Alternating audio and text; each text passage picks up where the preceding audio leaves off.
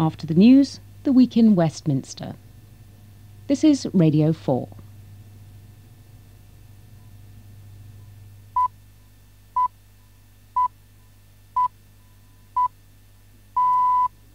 BBC News at 11 o'clock. The Home Secretary, Mr Kenneth Baker, has attacked Labour's record on law and order. Speaking at the Conservative Central Council meeting in Torquay, he said the simple message was Tories are tough on crime, Labour are soft on crime. As Conservatives, our instinct historically, and we continue it now, has always been to combat criminals and not compromise with them. That is why our party is most trusted on law and order, and that is why on April the 9th it is our party which will win a fourth successive general election victory.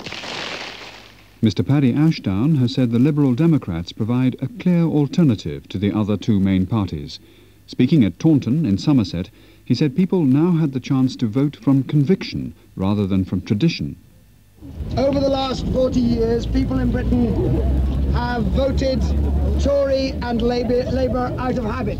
And the result has been Tory government after Labour government, after Tory government, after Labour government, and 40 years of failure. This time, the country has a chance to kick the habit. A report from Turkey says at least 500 bodies have now been recovered in the eastern city of Erzincan, which was devastated by an earthquake yesterday evening. Officials say they believe up to 1,000 people may have died. Relief supplies have now started to arrive in the area. Pressure appears to be increasing on Iraq to destroy its weapons of mass destruction with the arrival of an American aircraft carrier in the Gulf. It's being seen as further evidence that force will, if necessary, be used against Baghdad. 2 teenage girls have been killed in a road accident near Skipton in North Yorkshire. The girls, aged 14 and 15, were among 6 young people in a Fiat car which went out of control and hit a wall. BBC Radio News.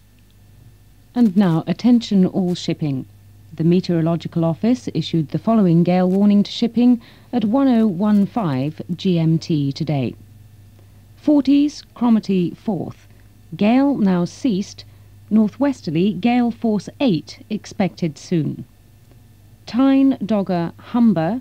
Northwesterly severe gale force 9, now decreased gale force 8. And that ends the gale warning. And now the week in Westminster, presented by Peter Jenkins.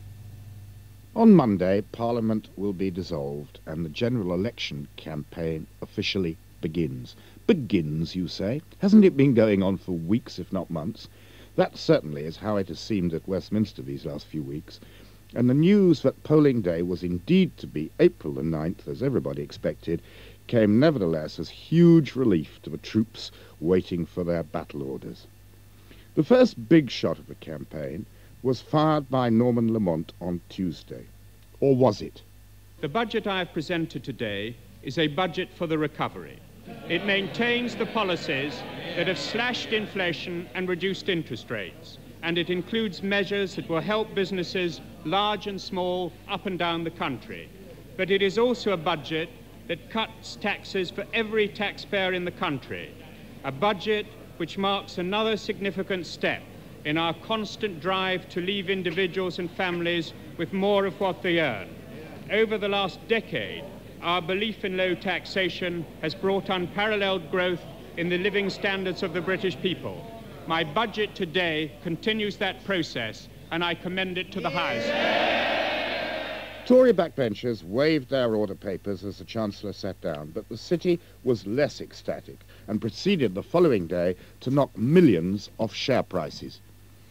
City fears seem to be that for 28 billions of borrowing, huge sum, Mr Lamont had failed to come up with a sufficiently election-winning budget.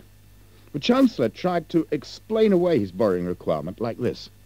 Thanks to my predecessors, we in Britain have the great advantage of having a ratio of government debt to GDP that is very low by both historical and international standards.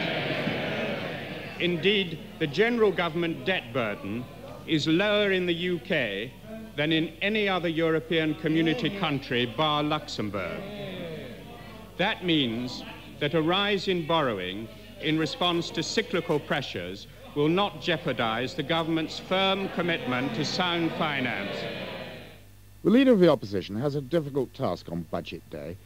He receives no advance copy of it and is expected to comment off the cuff on proposals which all the brains of the Treasury have spent months drawing up. Neil Kinnock focused on the borrowing point, which is clearly to be at the centre of the election campaign. The kind of borrowing that the government is proposing, the extra borrowing to fund tax cuts, will not provide a single extra school or hospital.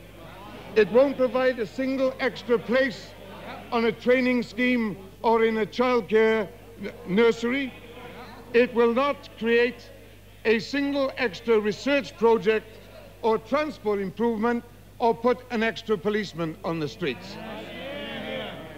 This debt is just extra Tory deadweight debt, an extra 2 billion, which gives a new meaning to the whole idea of state funding for political parties. By the time David Steele was called to speak on behalf of the Liberal Democrats, the chamber was almost deserted, as if members had already lost interest in the budget and rushed off to the doorsteps of their constituencies. One of those absent was the leader of his own party, Paddy Ashdown. In the absence of my leader, through the effect of the Glasgow weather on his health, I'd like to begin by saying, Mr. Deputy Speaker, that the last time I had a cold, my doctor came through the bedroom door. I ought to explain that he's not just a doctor but a friend, and he came bearing a bottle of whiskey, a jar of his own honey, and a lemon. And he said, you add these to hot water and you'll feel a lot better. I said, this is the National Health Service at its best, but will it cure me? No, he said, it won't do you any good at all, but it'll make you feel better. This, Mr. Deputy Speaker, is a hot toddy budget. It doesn't do any good for the economy, but it makes people feel better temporarily, so long as the infusion lasts. And that, I believe, is what it is designed to do.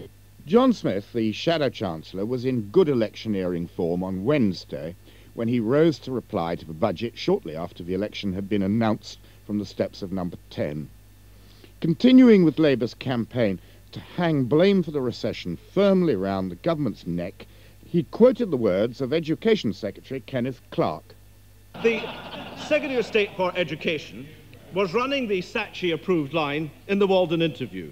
He said, it's not been a catastrophic recession of the kind that we had in the past, or even the Americans are suffering from now. Well, let's look at the facts.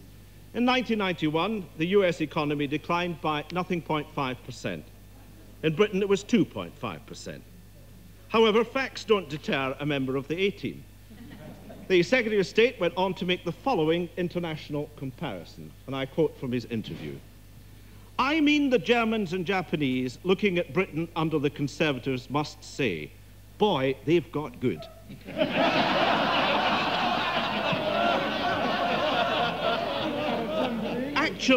Actually being able to get themselves into a steady competitive state when they face difficulties, certainly in the States, they'd like to have a government which was so competent in actually restoring good conditions for economic recovery. Now, I must say, Mr. Speaker, I've not met a single Japanese, and I doubt if any members of the House have, whom I've heard say, boy, they've got good. Let alone hear any wish to emulate Britain's economic condition. Later in the week, I invited a panel of MPs to discuss this last week of the Parliament. Conservative Norman Tebbit, Peter Archer for Labour, Matthew Taylor for the Liberal Democrats.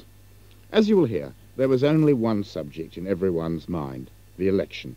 However, I began with the budget and asked Norman Tebbit if, in spite of its mixed reception, it was an election winner. Well, we'll have to wait until the 10th of April to know that. But you're quite right, the reactions were mixed, and in fact in some cases, and particularly that of Mr Kinnock, one would go so far as to say muddled.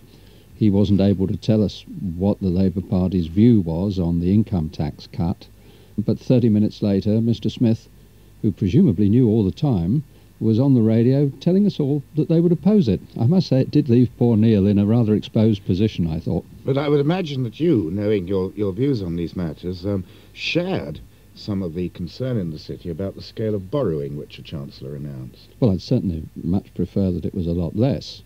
And had we not repaid debt in past years of this government, there would be a good deal more cause for concern. Peter Archer, one line of comment was that the budget rather successfully put Labour on the spot, a point Norman Tebbit was just making, but also perhaps in that such largesse as it contained was quite carefully aimed at your own sort of potential Labour constituents, the skilled workers, the motor car workers, less well-off pensioners, and generally the lower paid. Would you agree with that? Well, clearly it was a transparently electioneering budget. It was blatantly electioneering. And to say that it put Labour on the spot is only to say that there are some things which clearly we would have done, and they emerged in the course of the debate, where we wouldn't criticise the government. What we had to do was to make clear what we were criticising. First, that it was a total about-face. We've had a Prime Minister who has said that borrowing is the very last thing that anyone ought to do in the economy, that you should finance what you do by honestly raising taxes, and that borrowing now means taxes in the future. Now he's had to face that about. And secondly, it's the purpose for which he's done the borrowing. The borrowing wasn't in order to stimulate investment in training or anything of the kind that clearly the country needs. It was simply to give an election bribe. But a lot of people might have expected the Labour Party to welcome a modest tax cut, which was concentrated on the less well-off. Well, if you wanted to help the less well-off, there are a number of things you could do. You could restore to pensioners the level of pension of which they've been robbed over the last 13 years. You could help single-parent families. There are all sorts of ways of targeting the less well-off. A blatant tax cut is seen by everyone as a bribe. But all, in Peter's view, ways which require money to be taken from the taxpayer first in order to give it back again, very often to the same taxpayers second. I think that's probably a fairly clear marker for where the divisions will come during this election. Matthew Taylor, do you feel that Norman Lamont got value for his money, or rather our money? I mean, having announced such a huge borrowing requirement of £28 billion, could he have produced a more electioneering budget than he did? Well, I think he was expected to, particularly when he announced the borrowing figure of £28 billion. When he did that, there was a almost audible gasp, not the least from Margaret Thatcher sitting a little behind him at that level of figure. I think most people were then totting up the size of the weighty tax cuts that were expected and the other bribes. When it emerged that there was only the equivalent of a penny off coming through, that exposed just how bad the recession is and how deep the unemployment crisis, how deep the problems for firms. Now, in that circumstance, my view is that he, in fact, shouldn't have had the bribe at all. Do you have any objection, Norman Tebbit, to what you might well call a good, healthy election bribe? Well, I must say I find this definition fascinating. Now, Peter Archer's party is in favour of taking money off of people like you and people like me and giving it to people who they hope will vote for them. It's called redistribution. Now, according to Peter, that's a very moral thing, and it's not bribery, as opposed to not taxing me, which they call bribery. I must say I find it very odd. I think the whole thing is quite bizarre and shows how steeped they are in the concept that actually the state owns your income and you're lucky if you get any of it back. Well, now we know where we are. Norman has placed himself squarely with the rich, because no one will be any worse off except the rich. And yes, we do believe in redistribution between those who don't need it so much and those who need it more urgently. But of course we also believe that there's need for an injection into the economy, that there should be a stimulation of investment, that training is vitally important. All these are things which people are concerned about, and they're concerned particularly about the quality of life. I think most of my constituents would have said that they would be prepared to pay a little more in taxation if they'd been called on to do it, if they could be sure of getting their operations done without having to wait for 2 years to do it. What you've actually got is these two something-for-nothing parties. In one case, Norman Lamont giving tax cuts without having the money to actually meet that and simply borrowing away to pay for it. On the other hand, you've got the Labour Party, again, something for nothing, with dozens of promises, but never owning up to the cost of it. At least we're being truthful in the Liberal Democrats. We are saying that we want to spend more on education. We need to get our children's education right, and that could cost a penny on income tax. You couldn't be more straight than that, and frankly, I think that people understand that. We're obviously going to hear a great deal of this argument, which I imagine will be very much at the centre of the election campaign, the taxing, spending argument between the parties and how to tax and what to spend on. And of course that is the stuff of politics. But I wonder at the same time whether at this election any of you would agree that this is, to some extent, a rather false and misleading argument, because whoever wins the election is going to be subject to the same external constraints on economic policy, the constraint of the exchange rate mechanism of the European monetary system, and the constraint of our need to compete within the European community. So will it really make much difference? Well, of course there will be constraints. Everyone should recognise that.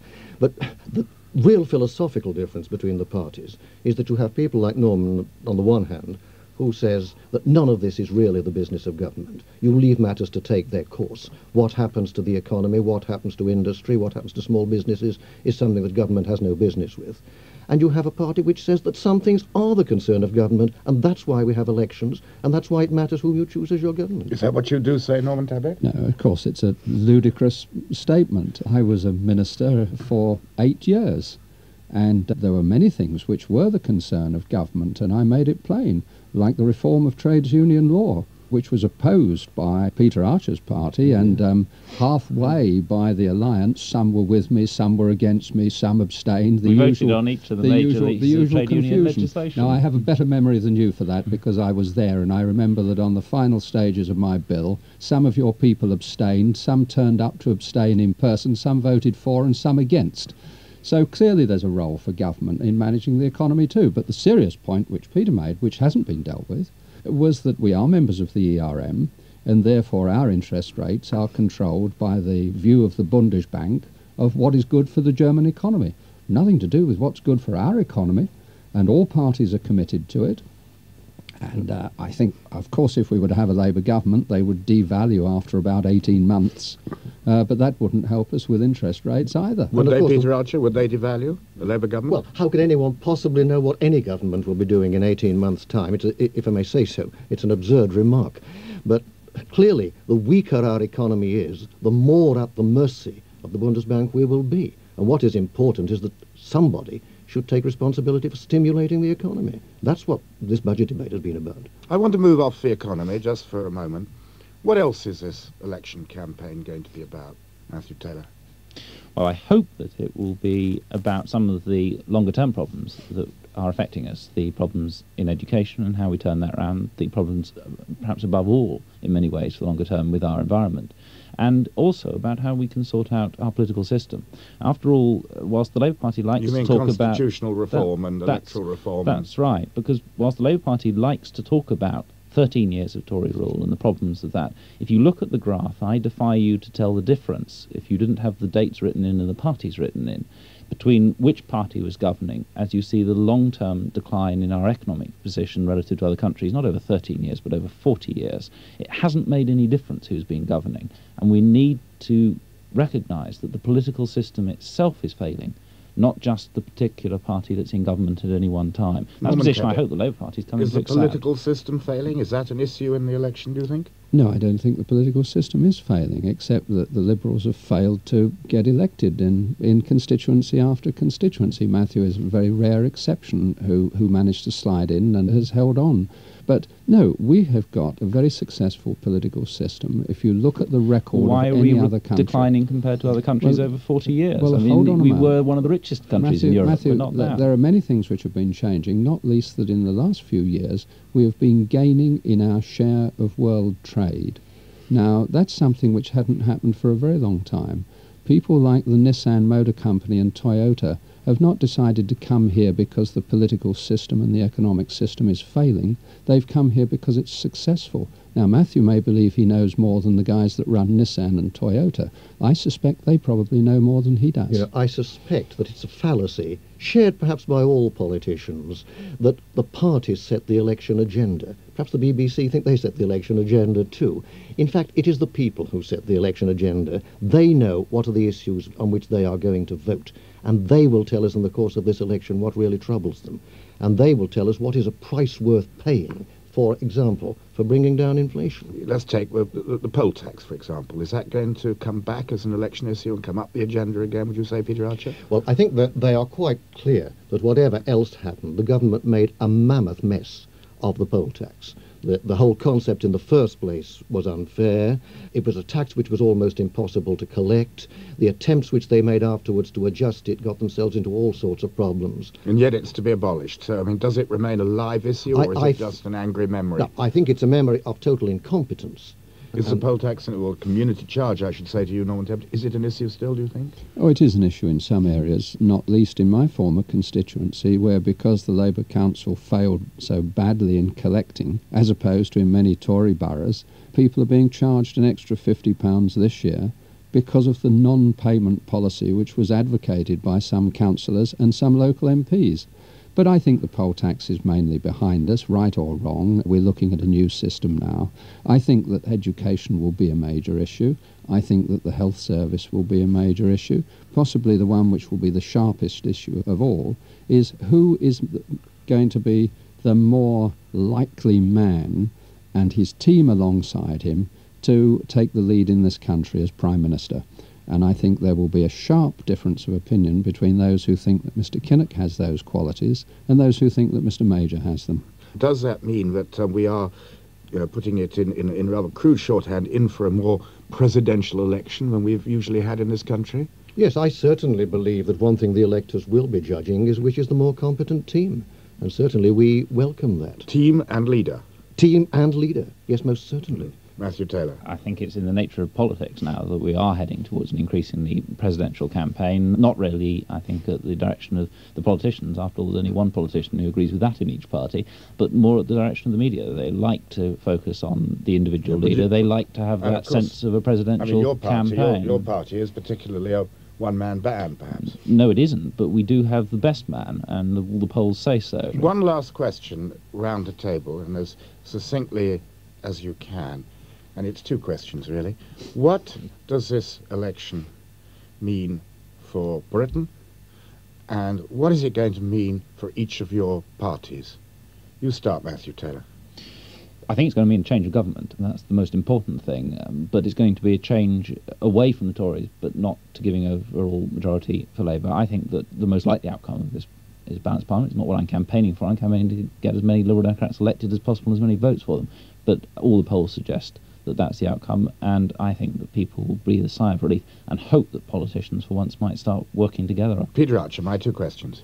It's going to mean a new beginning. I think that's the most important thing. An opportunity for people to do away with 13 years of stagnation, 13 years of public squalor, for 13 years of all the misery which has been caused to people like my constituents.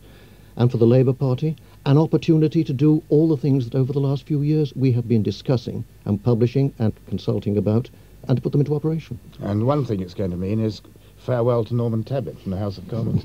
But apart from that, Norman Tebbit, my two questions. Well, I think for the Conservative Party, if the government is re-elected, it means that they're probably going to hold on to power for quite some time ahead because of the crisis that would cause to the Labour Party. I think for the country, I think Peter Archer's version is crazily over the top, that one way there are the sunny uplands for no effort at all, that electing Mr. Kinnock would suddenly make everything wonderful. I don't think anybody's going to believe that, nor that electing Mr. Major suddenly would make everything wonderful. People want to direct I think the dangerous issue in this election, one which will not be spoken about very much, I suspect, in England, is the Labour Party and the Liberal Party's proposals for devolution, which will lead to the disintegration of the United Kingdom, and the Liberal Party's claim that the party which gets at the most 1 in 5 votes should decide who should be the Prime Minister and what should be the legislative programme.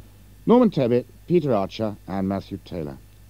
No doubt we shall be hearing much more of the same over the coming weeks, although perhaps some of the partisan passion which such as Norman Tebbit brought to the elections of the 80s will be lacking this time, with Margaret Thatcher gone and the Labour Party more its old respectable self. One familiar face and voice who will be absent from the new Parliament will be that of David Owen, boy wonder of his day, Labour Foreign Secretary at 39, one of a gang of 4 who left the Labour Party in despair in 1981, subsequently the leader of the SDP. This must be a sad moment for him, I suggested.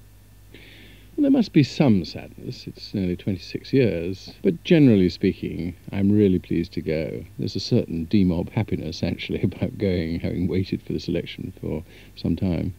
I think it was Enoch Powell who once said that all political careers end in failure. Do you think that yours has ended in failure? No. I mean, if you think that to be Prime Minister is the only criteria of success, obviously it's a failure. But if it's other things, achievements, holding high office, and over the last 10 years of the SDP standing for important principles, I certainly don't feel it's a failure. What do you think has been your chief achievement over those years? Well, I suppose... Name one or two, if you like. Yes, a parliamentarian goes to legislation, rightly or wrongly. After all, that's what we're about. And certainly the thing that gave me the greatest personal satisfaction was when I was Minister of Health, I introduced the Children's Act, which was the most comprehensive reform of the law of adoption, fostering, and childcare generally, which actually I tried to bring in as a private member. And that summed up a lot of my interests in politics. I started off the sort of lobbyist for the Child Poverty Action Group, and that whole issue of children has been very important to me, perhaps because I was young and had young children all throughout the time I've been an MP. After all, my youngest is only 13. Yeah. And becoming Foreign Secretary at a very young age yourself, that must have been a great moment for you? Well, it was a tremendous shock. It came because of the death of Tony Crosland. It was a breakthrough of which luck must be the largest part. I probably was over-promoted, really, but I think the policy towards Southern Africa, which I to some extent pioneered, of not being prepared to kowtow to the sort of white racists, whether it was in Rhodesia or in Namibia, actually has achieved tremendous results. And although one wasn't there for it, I mean, Namibia only became independent 2 years ago on the same resolution that I'd helped draft in 1978. The great dramatic moment in your career was obviously in 1981, when you, with the Gang of Four, as a member of the Gang of Four, broke with the Labour Party and founded the SDP. Do you ever, as you think back, sort of rewrite that history, or think that it could have been written in another way? Well, of course, I think it could have been written in another way, but I don't rewrite the decision to do it or to stick with it over those 10 years. The sadness is that if we had been prouder of the SDP and we hadn't blurred its image in 1981, and I think, frankly, the game was up as a powerful force breaking through on its own by 1982, if we hadn't merged our identity with the Liberals so early in our history, I think we would have broken through. I think there would now be 40 to 50 SDP MPs, and I think politics would be changing at this election. So that was the fatal error, right at the beginning, was it? Forming the alliance with the Liberals. Yes. We obviously wanted a pre-election pact, and it didn't make sense to fight each other in seats which either one of us might win. It could have been a very limited electoral pact, maybe only involving 50, 60 seats. We were far too ambitious, and we gave too much ground. And by 1982, the opinion polls showed, we were identified as Liberals. The Labour Party cast us in the House of Commons very cleverly as Liberals, and I tried my utmost to stop it, but I couldn't. That's just one person's view of it all. I don't spend my whole time looking back, I'm afraid. I think these things are honest mistakes, even if they were pretty serious mistakes. OK, well, let's look forward. What next for Dr. Owen? Well, I will cease to be an MP on Monday evening. I will be a private citizen. I don't think I can opt out of this election. I'm still sort of really seen as a politician, and I'll have to make up my mind how to vote. Now, I'm not going to find it easy, to be honest. But are you going to make up your mind publicly how to vote? I think probably I'll have to, yes. There will be an endorsement from the doctor. I think it'll be for complex. Complex endorsement. Well, it's a complex situation. I think I've always wanted people to use their votes thoughtfully, and I think that the polarised debate, it's a straight choice, X or Y, that isn't actually the case. You face a choice in each and every individual constituency, but what you want to have is a coherent pattern of how the thoughtful voter, and I think there are a lot in the SDP who have never found a home since the SDP ceased to function in most parts of the country, and they are very apprehensive about the future, and they don't quite know who to vote for. Therefore, they must cast their vote, in a sense, for the least worst alternative. Tactical vote? It is, if you like, tactical voting. I would prefer to call it thoughtful voting. David Owen. So that's it. Farewell to David Owen, farewell to Norman Tebbit and Peter Archer, whom you heard earlier in the programme, and many others who have featured in the week in Westminster. Now for the hustings. We shall be back with the new Parliament, whose composition we shall know in just 4 weeks from now.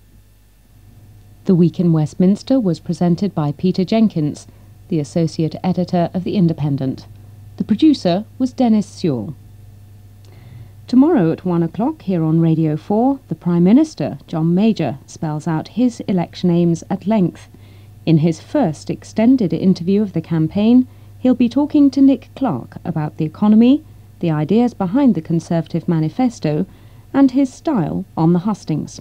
That's John Major, the leader of the Conservative Party, on The World This Weekend at 1 o'clock tomorrow. It's 11:30 and time for Europhile with Gordon Clough. Elections seem to be in the air at the moment, while we go through the throes of our campaign, and I imagine it'll get worse before it gets better. The French go to the polls next weekend. It's not a general election, that comes next year, but this month's regional elections are seen as a pointer to what might happen in the big one. It looks pretty clear already that the governing Socialist Party's in for a rough time, and that two non-traditional groups, the Ecologists and the extreme right National Front, will do spectacularly well in some areas. The rise in support for these bodies and the decline in popularity of all the main established parties of the left and right